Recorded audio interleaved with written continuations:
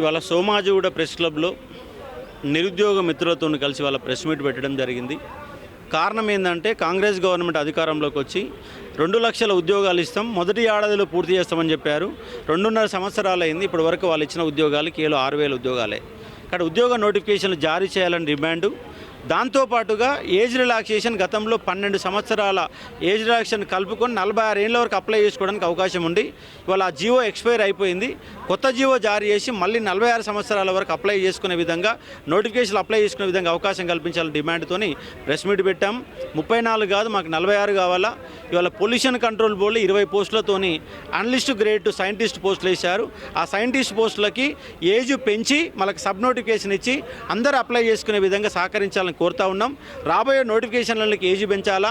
అలాగే ఎస్ఐ కానిస్టేబుల్కి 32 సంవత్సరాలు, ఎస్ఐకి 35 సంవత్సరాల వరకు ఏజ్ కల్పిస్తూ జీవో నెంబర్ 46ను రద్దు చేసి దాంతోపాటుగా లాంగ్ జంప్ని 4 మీటర్ల నుంచి 3.8 మీటర్లకు తగ్గించి ఈ యొక్క నియామక ప్రక్రియని సంపూర్ణంగా అందరికీ అక్కరొచ్చే విధంగా న్యాయం చేసే విధంగా ఏర్పాటు చేయాలని ప్రభుత్వాన్ని రిక్వెస్ట్ చేస్తూ ఉన్నాం. ఈ నోటిఫికేషన్ అనేది ఇవాళ ప్రభుత్వం తెలిసి చేసిందా తెలియక చేసిందా పెద్ద మిస్టేక్ చేసింది. అక్కడ వయసు ఏదైతే అర్హత ఉందో కాంగ్రెస్ గవర్నమెంటే గౌరవ ముఖ్యమంత్రి రేవంత్ రెడ్డి గారు వచ్చిన తర్వాతనే 2 సంవత్సరాలు సడలింపు ఇచ్చేట్టు. మరి నువ్వు ఇచ్చిన సడలింపు జీవోనే నువ్వు తుంగలో తొక్కి ఇవాళ ఉమ్మడి ఆంధ్రప్రదేశ్లో ఉన్న జీవో 34 ఇయర్స్ ఏజ్ లిమిట్ని నువ్వు పెడుతున్నావు అంటే అర్థమైంది. అంటే ఈ తెలంగాణ ఉద్యమంలో పనిచేసిన వాళ్ళు ఎక్కడన్నా పోని కేసీఆర్ గవర్నమెంట్లో పేపర్ లీకులై ఆ రోజు ఉద్యోగాలు రాసుకోకుండా డిస్టర్బెన్స్ అయిన వాళ్ళు ఎక్కడన్నా పోని నీ ప్రభుత్వాన్ని నిన్ను అధికారంలో నిన్ను భుజాల మోసి ఇవాళ నిన్ను కుర్చీలో కూర్చున్నబెట్టే వాళ్ళు ఎక్కడన్నా పోని అనుకుంటుర్రా? ఏం ఆలోచిస్తారు మీరు? నిరుద్యోగుల పక్షాన ఉన్నారా మీరు? ఎవరి పక్షాన ఉన్నారు? ఎవరి కొమ్ము కాస్తున్నారు? ఉద్యోగాలు ఇవ్వలేదు, నువ్వు ఇచ్చిన జీవో నువ్వు ఇంప్లిమెంట్ చేస్తలేవు అంటే నీ మనసులో ఏముంది? అంటే ఈ తెలంగాణ నిరుద్యోగులు ఇట్లే చచ్చిపోని అనుకుంటున్నావా? ఇవాళ వాళ్ళు అట్లే వాళ్ళ జీవితాన్ని పెళ్ళిళ్ళు చేసుకోకుండా ఆగంగాని అంటున్నావా? మిమ్మల్ని ఓట్లేసి మిమ్మల్ని భుజాన మోసి ఇవాళ కాంగ్రెస్ గవర్నమెంట్ వస్తే మా ఆశలు ఇవాళ సజీవంగా ఉంటాయి, మేము ఉద్యోగాలు పొందుతాం కాంగ్రెస్ గవర్నమెంట్ ఇవాళ అని మిమ్మల్ని మోసినందుకు ఈ శిక్ష మాకు? అద్దంకి దయాకర్, బల్మురి వెంకట్, మానవత రాయ్, కోదండ రామ్, మీరంత తెలంగాణ ఉద్యమకారులా? ఎవరి పక్షాన ఉన్నారు మీరు? ఏడ మీరు బానిసలుగా పడి ఉన్నారు? మీ గొంతు ఎక్కడ పోయింది? టీజీపీఎస్సీ చైర్మన్ తోటి చీఫ్ సెక్రటరీ తోటి మాట్లాడి వెంటనే ఆ నోటిఫికేషన్ రద్దు చేసి కొత్త నోటిఫికేషన్ ఇచ్చి 2 లక్షల ఉద్యోగాలు మీరు ఏ రోజైతే భర్తీ చేస్తారో ఆ రోజు వరకు వయోపరిమితి పెంచండి.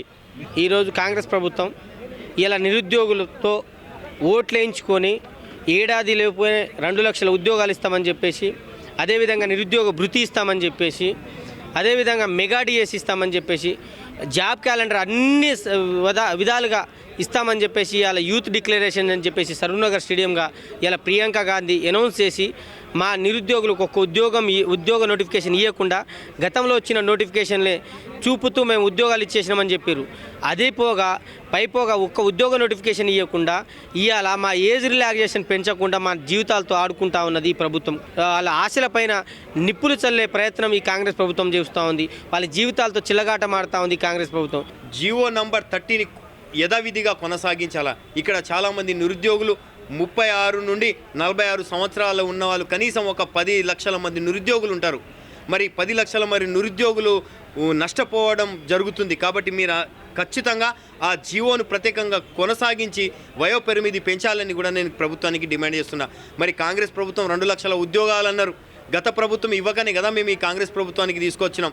మరి కాంగ్రెస్ ప్రభుత్వం కూడా మమ్మల్ని మోసం చేస్తే ఖచ్చితంగా మేము చెప్పదలుచుకున్నది ఒకటే, మిమ్మల్ని ఖచ్చితంగా మీ పదవులు మాత్రం ఖచ్చితంగా ఊడుతాయి. మరి కోదండరాం సార్, మీరు మొన్న ఇన్ని రోజులు మాకు పదవి లేదు, మా ఎమ్మెల్సీ పదవుల కోసం మీరు ఆరాటపడ్డారు కదా, మరి ఈరోజు మీకు ఎమ్మెల్సీ పదవి వచ్చింది. మరి నిరుద్యోగుల పక్షాన మీరు మాట్లాడాలా? ఈరోజు మీరు నిరుద్యోగుల పక్షాన గెలిచిన నిరుద్యోగులు ఈరోజు మేము మీ పదవి ఎక్కారంటే దానికి కారణమే నిరుద్యోగుల జేఏసీ మిమ్మల్ని ఇంత సహాయ సహకారాలు చేసినప్పుడు, మీరు ఇంత పదవి అనుభవిస్తున్నప్పుడు మరి నిరుద్యోగుల పైన మాట్లాడాలనే బాధ్యత కూడా మీ పైన ఖచ్చితంగా ఉంది. మరి బల్మురి వెంకట్ గారు, మరి ఇదే నిరుద్యోగులతో కలిసి మీరు ర్యాలీలను, ధర్నీలను, రాస్తారోకోలను తీసుకువేయడం జరిగింది. వాస్తవమా కాదా? మీరే ఒప్పుకోవాలా? ఖచ్చితంగా నేను చెప్పదలుచుకున్నది ఒకటే, ఈరోజు 10 లక్షల మంది నిరుద్యోగులు ఖచ్చితంగా మేము నష్టపోయే అవకాశాలు ఉన్నాయి. కాబట్టి 2 లక్షల ఉద్యోగాలు మరి 30 జీవోని కదా యథావిధిగా కొనసాగించి వెంటనే నిరుద్యోగుల పక్షాన ప్రభుత్వం నిలబడాలని నేను విజ్ఞప్తి చేస్తున్నాను. లేని పక్షంలో నిరుద్యోగుల పక్షాన మేము ఇల్లు ముట్టడి కానీ ఖచ్చితంగా చేస్తాం, సెక్రటరీ ముట్టడి కానీ. ఈరోజు మేము ఎంత బాధపడుతున్నామో అది మాకు తెలుసు. రాజకీయ నాయకుల వయోపరిమితి కూడా తగ్గించాలా. ఒక్కొక్కరు చూస్తే 70 నుంచి 80 వయసు వచ్చినా కూడా మీరు పదవులు అనుభవిస్తున్నారు. మీకే చదువు రానోళ్ళు మీకే ఇంత పదవులు కోసం మీరు 6-10 వయోపరిమితి కోసం చేస్తుంటే మా నిరుద్యోగుల పక్షాన మేము చేయడానికి మాకేముంది? ఖచ్చితంగా నేను చెప్పదలుచుకున్న రాజకీయ నాయకులకు కూడా వయోపరిమితి తగ్గించాలా. అప్పుడు వాళ్ళకి తెలుస్తుంది ఆ బాధ ఏందనేది, నిరుద్యోగుల బాధ. నేను ఖచ్చితంగా హెచ్చరిక చేస్తున్నా.